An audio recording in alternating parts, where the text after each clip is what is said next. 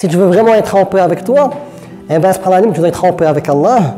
De ce fait, ce qui va découler, tu vas être en paix avec les gens et tu vas être en paix avec toi-même. Une fois que on trouve cette paix-là, eh bien, Allah subhanahu wa ta'ala, il nous permet d'être mubarak, d'être une bénédiction là où tu te trouves.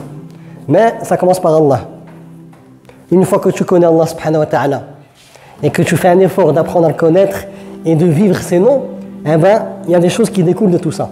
C'est que tu sais qu'Allah subhanahu wa ta'ala, c'est le khabir, c'est le parfaitement connaisseur qui connaît tout ce qu'il y a dans ton cœur.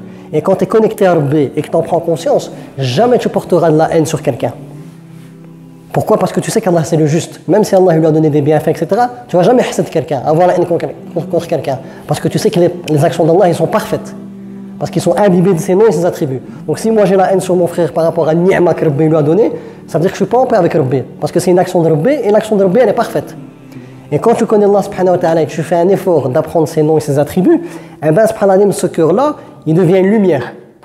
Et là tantôt j'étais en train de marcher dans les montagnes et puis je voyais tout le monde, mais au fond de mon cœur je me sentais, je dis Rabbi, je suis content que tu es Al-Khabir, le parfaitement connaisseur. Parce que tu sais qu'au fond de mon cœur, maintenant dans cet instant, je vis avec toi et je t'aime. Et tu le sais, Ya Rabbi. Et c'est beau. Et de ce fait, ce qui découle de tout ça, c'est que, subhanallah, tu as une paix. Mais la paix intérieure en islam, c'est le fruit de l'unicité de Dieu. L'unicité de Dieu, c'est le tawhid. Le tawhid, c'est quoi? C'est la connaissance d'Allah. Une fois que tu connais Allah subhanahu wa ta'ala, ce qui en découle de tout ça, c'est que tu le mets au centre de ta vie. C'est-à-dire qu'Allah subhanahu wa ta'ala, ça devient la priorité pour toi. Pourquoi? Parce qu'en apprenant à le connaître, tu sais qu'Allah, il dépasse l'entendement. Tellement qu'Allah subhanahu wa ta'ala, il est grand, il est miséricordieux, il est juste, il est sage à l'infini. Juste maintenant, là, tantôt, je parlais avec un frère où on méditait un peu sur la création. Et subhanallah, on sait, tout est fait spécifiquement pour que la terre elle soit harmonieuse et que l'être humain il peut vivre en paix.